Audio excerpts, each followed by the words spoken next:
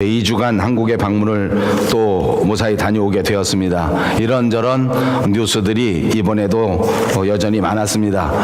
베트남 하노이에서 북한과 미국의 정상들이 회담을 했는데 별다른 결말 또는 열매가 없이 그대로 끝난 것, 엄청난 사건 가운데 하나였던 것 같습니다. 저는 특별히 이번에 1919년에 있었던 유관순 누나의 3.1운동, 우리 민족 모든 사람들의 가슴 속에 맺혀 있는 3.1운동을 기념하는 100주년에 특별히 정부 기관들 그리고 한국의 모든 대표적인 교회들이 함께 모여서 예배를 드리는 시청 앞 광장에 예배에 참석하게 되었습니다. 여러 사람들, 특히 주최한 사람들의 말을 나중에 들어보니 약 2만 명 정도의 교인들이 모였다고 하는데, 엄청난 숫자의 사람들이 미세먼지에도 불구하고 또 쌀쌀한 날씨에도 불구하고 함께 모여 하나님 앞에 예배를 드리는 뜻깊은 일도 있었습니다. 그런가 하면 제 평생토록 한 번도 보지 못했던 진짜 미세먼지, 언젠가 제가 한 번 중국 베이징에 갔다 온 적이 있었는데 다시는 북경에 가지 않겠다라는 여러 가지 이유 가운데 하나가 그때 있었던 그 미세먼지였었는데, 제 느낌으로는 북경의 그것보다 훨씬 더 심한 미세먼지가 제가 출장했던 2주 동안 내내 있었고, 그 중에 한 일주일 동안은 정말 심각해서 아침부터 저녁까지 파란색이라고 하는 것은 전혀 볼 수 없었던, 그래서 어떤 분이 제게 묻기를 누런 먼지 색깔 아니냐라고 묻던데, 제 느낌에는 까만 시커먼 색깔의 공기가 하루 종일 진행되는 날씨 가운데에서 살았습니다. 이런 상황 속에서 무사히 제가 계획했던 모든 일들 다 마치고 돌아오게 된 것이 얼마나 감사한지, 또 미리 예측하고 미리 생각하고 갔던 계획보다도 훨씬 더 많은 도전과 열매와 아름다운 결실을 맺게 하신 하나님 앞에 감사드리고 돌아오는 일정이었습니다. 또 제가 없었던 한 주간 동안 교회를 지켜주시고 교회를 위해서 따뜻한 사랑으로 섬기고 봉사하고 기도해 주신 여러분들에게 다시 한번 깊은 감사의 말씀을 드립니다. 비행기 타고 돌아오면서 제 마음속에는 정말 또 다른 느낌이 있었는데, 언제나처럼 우리에게 만약 하나님이 계시지 않는다면, 아니 저에게 만약 하나님께서 힘을 주시지 않았다면 이렇게 무사히 출장을 마치고 돌아올 수 있었을까?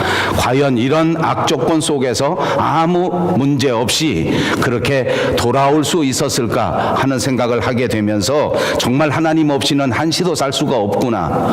날로 시간이 흘러가고 날로 나이도 먹어가고 날로 연식도 노후해져 가는데, 점점점 제 할 일들은 많아지고 또 점점점 이런저런 일들을 해야 하는데, 이런 나쁜 상황 속에서도 몸은 역시 피곤하지만 마음은 새롭게 하시는, 우리의 중심을 날마다 새롭게 하시는 하나님의 은혜가 더더욱 뜨겁게 제 마음속에 역사하셨던 그런 출장 기간이 아니었나 생각합니다.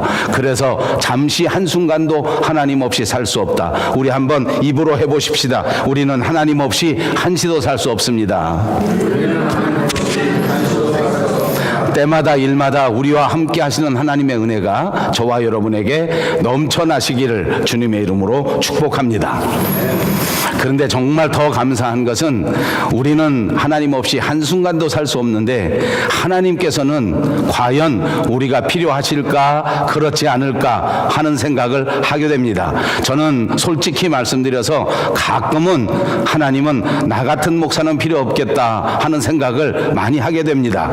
나는 정말 무익한 종이라 하나님께 필요한 일이 없구나, 하나님께 공헌할 수 있는 사실이 없구나 라는 생각을 많이 하게 된다 말씀드리고 있습니다. 그럼에도 불구하고 제 마음속에 위로하는 것은, 하나님께서 무익한 종이라 할지라도 저를 필요로 하신다는 사실입니다. 저뿐만이 아닙니다. 하나님께서는 하나님 나라의 귀한 사역을 감당하기 위해서 오늘 예배하는 여러분 한 사람 한 사람을 필요로 하십니다. 그러므로 하나님 하나님께서는 여러분을 찾으시고 그러므로 하나님께서는 여러분을 부르시는 것입니다. 이 사실을 깊이 간직하시고 믿으시고 이 부름에 따라 이 하나님의 필요에 따라 언제나 응답하실 수 있는 여러분들이 꼭 되시기를 바랍니다. 여러분 아시겠습니까? 예수님께서 이 땅에 오신 것은 우리가 필요하시기 때문이 아니었겠습니까? 예수님께서 이 땅에 오셔서 십자가의 희생을 주신 것은 그 피로 값주시고 우리 한 사람 한 사람을 사셔서 하나님 나라에 꼭 필요한 일에 쓰시기 위함이라 그 말입니다. 그렇게 예수님은 이 땅에 내려오셨습니다. 그렇게 예수님은 이 땅에서 악한 마귀 사탄과의 영적 전쟁을 감당하셨습니다. 피로 값주시고 사실 만큼 그 엄청난 전쟁을 치루신 것은 우리가 필요하셨기 때문입니다. 물론 전쟁을 하실 때에도 사람이 필요하셨습니다. 오늘 본문 27절에 보니까 예수님께서는 레위를 제자로 부르시는 장면을 소개하고 있습니다. 레위라고 하는 것은 세리를 말하는 것입니다. 당시 이스라엘은 로마가 지배하고 있었던 시대였는데 이 마태는 로마에게 세금을 거두어서 바치는 세리, 세금 공무원이었습니다. 그는 자기가 세금을 받는 일터였던 세관에 앉아 있었습니다. 예수님께서는 지나가시다가 여러 사람들 가운데에 이 마태 레위를 보게 되었습니다. 그리고는 예수님께서 말씀하시기를 나를 따르라 라고 말씀하셨던 것입니다. 이 마태는 예수님의 말씀 나를 따르라 하는 이 말 한마디에 앉아 있었던 모든 일자리를 떨치고 일어나 예수님을 따라가게 되었습니다. 그리고 우리가 아는 것처럼 그는 예수 그리스도의 군사가 되었습니다. 오늘 예수님께서는 저와 여러분에게도 나를 따르라고 말씀하십니다. 우리가 필요하시기 때문입니다. 하나님의 가장 큰 소망이 있다고 하면 우리 한 사람 한 사람을 부르셔서 하나님 나라의 일꾼 되게 하시고 하나님 나라의 사역자가 되게 하시고 하나님 나라에 꼭 하여야 할 일들을 감당하게 만들어 주시는 것이라고 믿습니다. 그런데 어느 성경학자가 이 대목을 해석하고 이 대목을 강의하면서 이렇게 해석하였습니다. 하나님께서 우리를 부르신 가장 큰 목적은 저는 언제나 설교할 때마다 하나님 나라의 큰 일을 감당하는 일꾼이 되게 하기 위하여 부르셨다라고 설교하는데 그분은 설교할 때 보니까 가장 중요한 목적이 있는데 그것은 천국 하나님의 백성이 되게 하려고 부르신 것이다 라고 강의한 것입니다. 저는 크게 도전을 받았습니다. 그리고 보니 하나님은 우리를 하나님 나라의 백성 되라고 부르셨다. 그것이 더 중요한 목적이 아니었나 라고 생각하게 되었습니다. 그렇습니다. 하나님은 저와 여러분을 하나님 나라의 백성이 되게 하시려고 부르셨습니다. 그 말씀은 다시 말하면 오늘 하나님의 나라에 백성이 필요하다. 여러분들도 한번 입으로 다시 한번 해보십시다. 하나님 나라에는 백성이 필요하다. 백성이 무엇일까요? 오늘 하나님의 교회에는 하나님 나라의 백성이 필요합니다. 그래서 저와 여러분을 부르셨단 말입니다. 교회는 예수 그리스도의 몸입니다. 그러므로 교회를 세우는 것이, 교회를 사랑하는 것이 바로 하나님 나라의 백성의 본분입니다. 이것이 예수님을 사랑하는 것이요, 이것이 하나님을 사랑하는 것입니다. 교회 하나님의 나라는 백성이 필요하기에 예수님께서 우리 한 사람 한 사람을 부르셨단 말입니다. 세간에 앉아 세금을 걷어들이는 마태 레위를 선택하셔서 그를 부르셨습니다. 레위도 마태고 마태도 레위와 같은 사람의 이름인 것입니다. 나중에 이 마태는 어떻게 되었는지 아십니까? 우리가 잘 아는 것처럼 마태복음 성경책을 기록하게 되었습니다. 그 다음에 마태가 무엇을 어떻게 했는지는 성경 전체 어느 한 줄 한 톨도 찾아 읽을 수가 없습니다. 그러니까 마태라고 하는 사람은 성경에 등장해서 예수님을 만나 너는 나를 따르라 하는 말씀을 들었고 그 말씀에 대하여 즉각적으로 반응해서 예수님을 따라갔고 그리고 난 다음에 마태복음을 썼고 그 다음에 끝입니다. 다른 성경학자에 보니까 그는 마태복음을 쓰고 난 다음에 저 멀리 아프리카 에티오피아까지 가서 전도하고 복음 증거하다가 거기서 순교하였다고 역사학자들은 증거합니다. 아무튼 성경에도 기록이 없고 역사학자들에 의한 기록이라 할지라도 그것이 전부 다입니다. 이렇게 중요한 하나님의 사람 마태는 하나님 앞에 부름을 받고 하나님의 백성이 되고, 그리고 그는 마태복음이라고 하는 성경책을 썼습니다. 이것을 우리가 하나씩 해석해 볼 필요가 있습니다. 마태복음은 무엇입니까? 성경의 가장 근본이 되는 신약 성경의 시작이 되는 책입니다. 여러분, 오늘날 우리가 섬기는 하나님의 교회는 어디에 근거하고 있는지 아십니까? 하나님의 말씀, 성경에 근거하는 교회입니다. 우리 교회는 사람들이 세우는 교회인 것 같지만 하나님의 말씀에 기초한 교회입니다. 사람들이 이렇게 저렇게 계획해서 만들어 나가는 것 같지만, 그러나 배후에 역사하시는 하나님의 말씀, 하나님의 영, 성령이 인도하시는 곳이 바로 교회입니다. 2000년 동안 그렇게 되어 왔습니다. 오늘날 역사상 있었던 많은 교회들이 하나님의 성경책이 없었다면 교회의 생명을 유지하기 어려웠을 것입니다. 아니, 불가능했을 것입니다.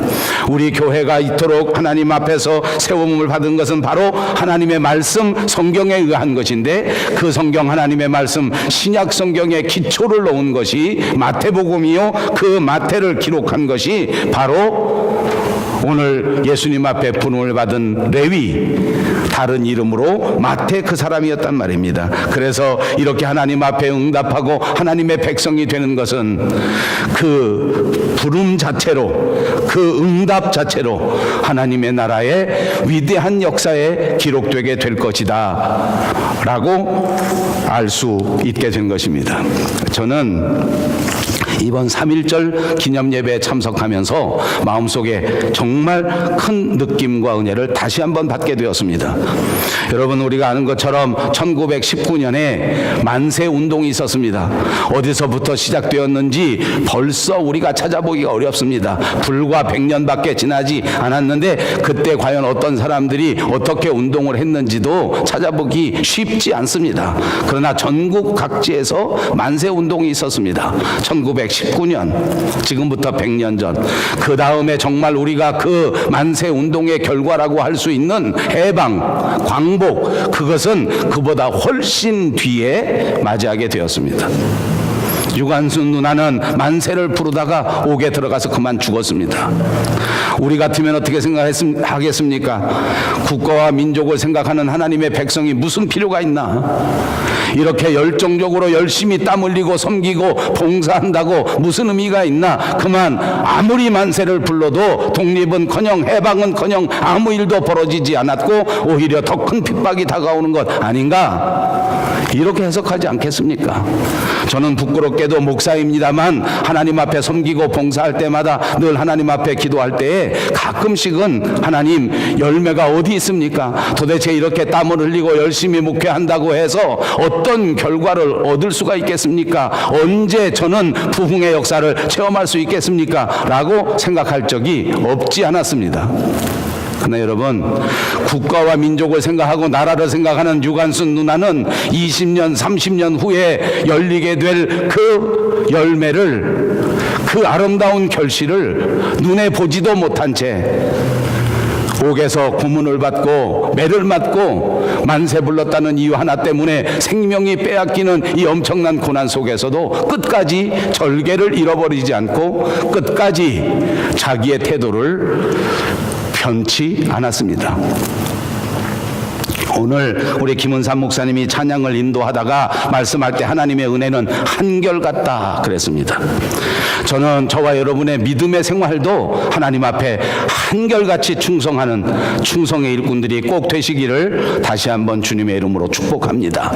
세상 사람들도 국가의 중요한 일을 할 때 10년, 20년, 30년 앞을 바라보고 일을 하더란 말입니다. 우리는 저 천국에서 우리를 부르시는 예수 그리스도를 바라보시고 세상 일 때문에 이리 흔들 저리 흔들대지 않는 굳건한 그리스도인들이 되어야 되겠다는 것입니다.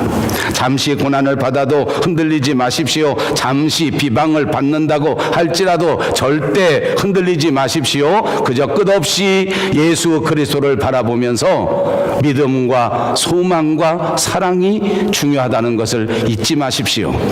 저는 비행기 타고 오면서 그런 생각을 하였습니다. 만나는 사람마다 내가 제게 물어볼 터인데 뭐라고 대답할까? 오늘도 교회 오니까 여러분들과 아직 인사를 하지 못했지만 그래도 지나가다 만난 분들마다 제게 묻기를 미세먼지 심했다는데 어떻게 했습니까?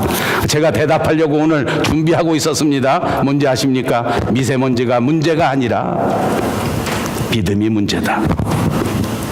아멘. 남북 회담이 문제가 아니라 내 마음속에 사랑이 문제다.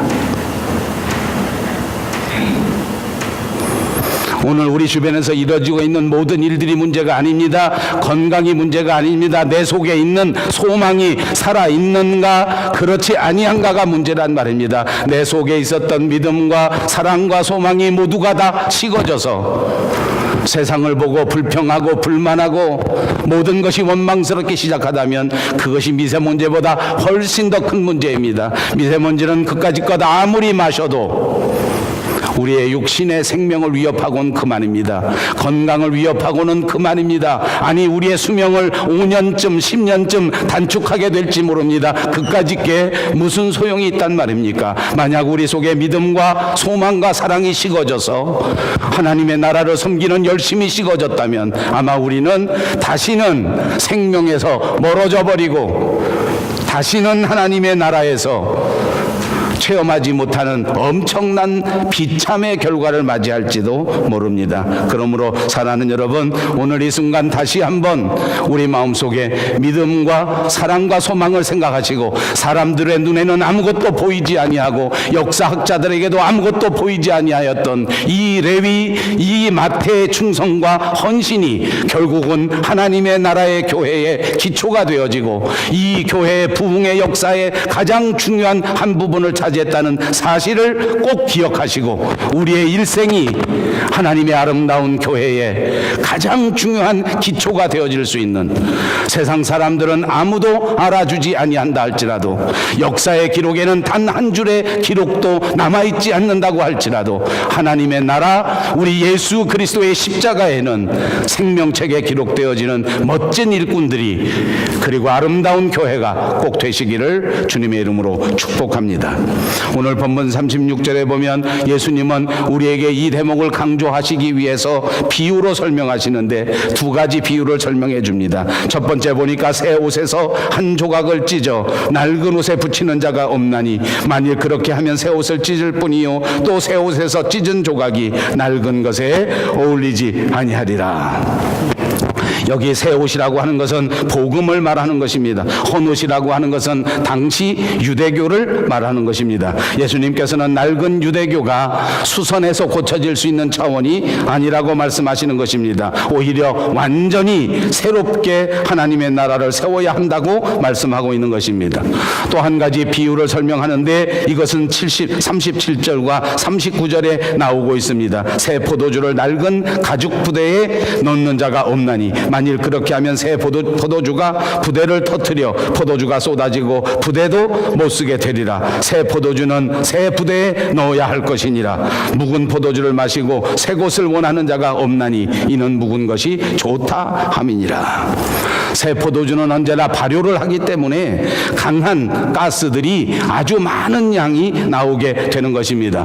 그때 낡은 부대를 쓴다고 하면 이 팽창하는 가스를 견뎌내지 못하기 때문에 당연히 낡은 부대가 터져버리게 되는 것입니다. 그렇게 되면 그 속에서 새롭게 형성되어진 포도주도 잃어버리게 되고 찢어지는 그 부대도 다 없어지게 되고 상하게 될 수밖에 없는 것 아닙니까? 그러므로 새 포도주는 언제나 새 부대에 담아야 한다는 것을 말씀하고 있는 것입니다. 여기 새 포도주도 복음을 의미하는 것입니다. 묵은 포도주는 유대교를 의미하고 있습니다. 부대는 사람들을 가르치는 것입니다. 어떤 사람에게 적용되느냐, 새로운 복음의 말씀이 어떤 정신 상태 속에 전해지느냐, 담겨지느냐 하는 것을 말하는 것이란 말입니다. 그래서 이 복음을 받아들이고 이 복음을 얼마든지 간직할 수 있는 사람의 정신이 있는가 하면 낡은 시대 정신이 있는데 이것은 도저히 새로운 복음의 말씀을 받아들일 수 없는 마음의 상태, 받아들일 수 없는 인격의 상태를 대표하는 것입니다. 여러분, 사람들을 만나서 대화를 하고 이야기를 해보면 그 사람의 그릇이 우리가 어떻게 생겼는가 하는 것을 판단할 수 있습니다. 저는 이번 출장에서도 다른 출장보다 훨씬 더 많은 사람들을 만나게 되었습니다. 저런 행사에 참석하다 보니 그 행사에 참석한 여러 사람들을 한꺼번에 만날 수 있는 기회도 굉장히 많았습니다. 그래서 이분들이 말씀하시는 내용을 살펴보고 이분들이 계획하시는 것들을 들어볼 때에 사람들마다 생각하는 것이 이렇게 다르구나, 사람들마다 계획하는 것이 이렇게 다를 수 있구나 하는 것을 더더욱 철저하게 깨닫는 시간이 됐단 말입니다. 그래서 오죽하면 제가 여러분들에게 묻지 않습니까? 미세먼지가 문제가 아니라 믿음이 문제다. 오늘날 행사의 규모가 문제가 아니라 이 행사를 주관하는 그리스도인의 믿음이 문제다. 오늘날 눈에 보이는 교회의 겉모습이 문제가 아니라 그 교회를 지탱하고 있는 일꾼들의 마음 상태, 믿음의 상태, 사랑의 상태가 문제다 라는 깨달음을 크게 얻게 됐다 그 말입니다. 여러분, 때가 찼습니다. 하나님의 나라가 가까이 왔습니다. 우리의 하여야 할 일이 뭔지 압니까? 이때 우리는 회개하고 복음을 믿어야 합니다. 그러므로 오늘날 저와 여러분에게도 가장 소중한 것은 회개하고 복음을 믿는 것입니다. 지금 우리가 붙들고 나아가는 것이 과연 복음인가를 점검하시기를 바랍니다. 만약 내가 붙들고 목표하고 뛰어가는 것이 세상의 물질이라면 지금 여러분에게 가장 필요한 것은 운동이 아니고 식이요법이 아니고 무슨 이런저런 삶의 방법이 아니라 다시 한번 하나님 앞에 철저하게 회개하는 것이 필요한 줄로 믿습니다. 복음을 받았지만은 복음으로 살지 못했다면 회개하시기를 바랍니다. 믿음과 소망과 사랑을 받았지만 믿음으로 살지 않았다면, 그리고 사랑으로 이 모든 것들을 품지 못했다면, 소망 가운데 오늘의 현실을 견디고 인내하지 못했다면 오늘 우리는 철저하게 회개하여야 합니다. 헌옷 조각을 기워 붙이는 정도가 아니라 지금까지 입었던 세상적인 생각, 지금까지 살아왔던 세상의 방법들을 완전히 쓰레기통에 던져버리고 완전히 복음의 새 옷으로 갈아입어야 한다 그 말입니다. 내 고집을 세우지 마십시오. 내 경험을 내세우지 마십시오. 제가 목회하면서 보니까 안타깝게도 교회 안에 나오는 모든 사람들이 교회를 자기 마음대로 좌지우지하려고 합니다. 저는 밴쿠버에 와서 목회하면서도 여전히 큰 숫자의 교회가 아닌데도 불구하고 사람들이 교회에 오면 교회를 자기 마음대로 좌지우지하려는 것을 너무너무 많이 봅니다. 자기 생각대로 되지 않으면 불평하기 시작합니다. 처음에는 그렇게 하나님의 은혜를 찬양하고 믿음으로 시작했는데 금방 자기 말 들어주지 않으면 불평하고 불만하더란 말입니다. 원망하더란 말입니다. 아닙니다. 자기의 배움을 내세우는 것이 교회가 아닙니다. 여러분, 한 사람 한 사람의 경험 따위가 하나님의 교회를 세우는데 공헌하지 못하는 것입니다. 우리에게 필요한 것은 완전히 회개하고 하나님 앞에 완전히 순종하는 것인 줄로 믿습니다. 이것이 복음입니다. 이것이 교회를 세우는 것입니다. 그 사람에게 완전히 새로운 믿음의 세계가 열려질 줄로 믿습니다. 이것이 우리가 바라보는 하나님의 나라입니다.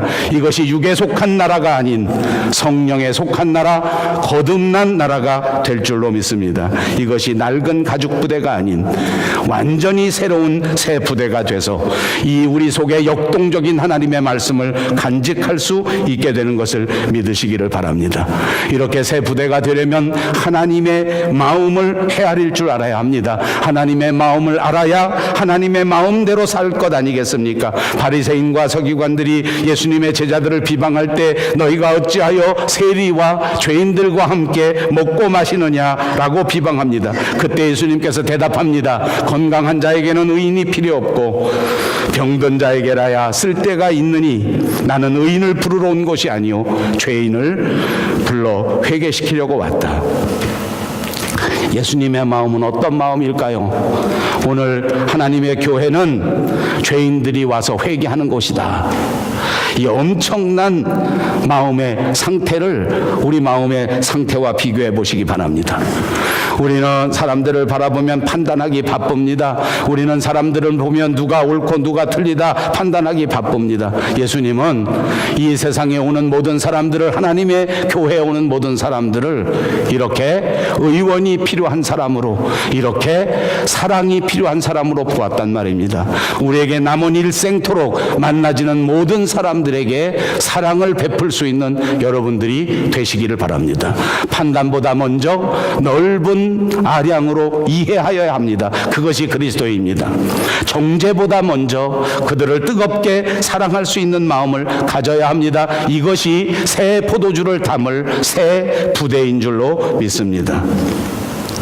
하나님의 말씀의 목적은 우리를 규제하고 우리를 조직화하고 우리를 법도로 다스리는 것이 아닙니다.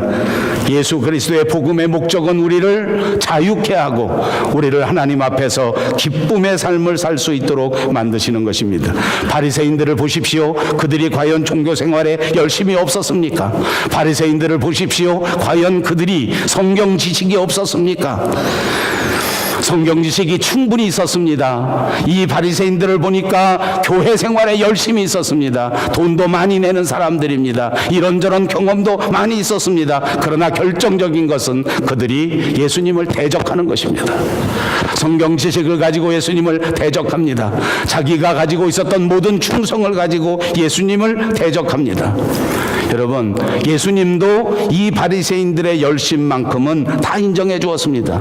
예수님 자체가 이 바리새인들이 모두가 다 성경을 잘 알고 있는 것도 인정하였고, 이들이 열심히 신앙생활하는 것도 다 인정했습니다. 그런데 정작 예수님의 마음대로 하지 않았단 말입니다. 저는 가정에서도 이런 생각을 많이 합니다. 제게도 아내가 있고 제게도 자식들이 있습니다. 때로는 자식들을 보면서 마음속에 그런 생각을 할 때가 있습니다. 아, 얘네들이 과연 내 마음을 아나? 마음을 모르더라고요. 마음은 몰라. 아버지에게 열심히 하고 어머니에게 열심히 하려는 아들, 며느리, 손자, 손녀 다 있습니다. 그런데 진짜 감사한 것은 내 마음을 알아주는 것입니다. 내 마음을 알아줄 때 가장 기쁘지 않습니까? 저는 우리 하나님 아버지도 마찬가지라고 생각합니다. 내 마음을 알아주는 것이 가장 소중하다. 여러분, 제 말씀 듣고 이번 주간 동안에는 한 번쯤 가만히 앉으셔서 한번 생각해 보시기 바랍니다. 예수님의 마음은 어떠하실까? 나를 구원하신 예수님은 어떤 마음을 가지셨을까? 한번 꼭 생각해 보시기 바랍니다. 남편 되신 분들은 한 번쯤 시간을 내셔서 내 아내의 마음은 어떨까? 한번 생각해 보시기 바랍니다. 저는 이 설교 준비하면서 이 설교를 해야 되니까 제 아내의 마음을 한번 생각해 봤습니다. 내 아내는 마음이 어떨까? 그 생각하니까 얼마나 미안한지 몰라요. 나는 잘해준다고 했는데 내 아내의 마음 되게 서운할 것 같아요. 왜냐하면 제가 공항 비행기 타고 오면서 선물을 열심히 사왔습니다. 여전히 틀린 걸 사왔습니다. 무슨 소용이 있었을까요? 더 섭섭했을 것 같아요. 여러분, 이번 주간 동안에는 한 번쯤 우리 목사의 마음은 어떨까 한번 생각해 주시기 바랍니다.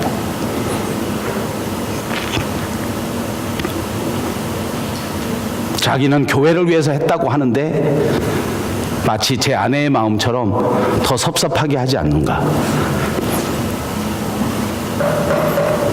여러분, 이번 주간 동안에는 한 번쯤 꼭 시간을 내셔서 자식들 마음을 한번 헤아려 보십시다. 부모로서 한다고 했는데 자식은 정말 깊은 상처가 되지 않았을까? 자식의 마음은 오히려 더 서운하지 않았을까? 여러분, 우리의 믿음 생활은 뭔지 압니까? 날마다 우리의 마음을 새롭게 하는 것이 우리의 믿음 생활이라고 하는 사실을 기억하십시오. 만약 우리의 마음을 하나님의 복음으로 새롭게 하지 못한다면 우리의 영혼의 생명은 심각한 위기에 처하게 될 것입니다. 그러므로 날마다 예수님의 뜻을 생각합니다. 하나님의 마음을 생각하면서 내 마음을 비워 예수님의 뜻을 생각하고 예수님의 마음을 받아들일 수 있는 저와 여러분이 되시기를 바랍니다. 무슨 일을 하든지 예수님의 뜻대로 해야 되기 때문입니다. 어떻게 살든지 간에 예수님의 마음대로 살아야 하기 때문입니다. 그것은 새 포도주를 새 부대에 넣는 것입니다. 열심히 새 부대에 넣을 수 있는 여러분들이 되시려면 여러분의 인생을 바꾸시고 여러분의 생각을 바꾸시고 여러분의 인격을 바꾸셔야 될 줄로 믿습니다. 그런데 안타깝게도 많은 사람들은 현재의 생활 방식을 편하게 느낍니다. 그래서 마지막 절에는 묵은 포도주를 마시고 새 것을 원하는 자가 없나니 이는 묵은 것이 좋다 함이니라.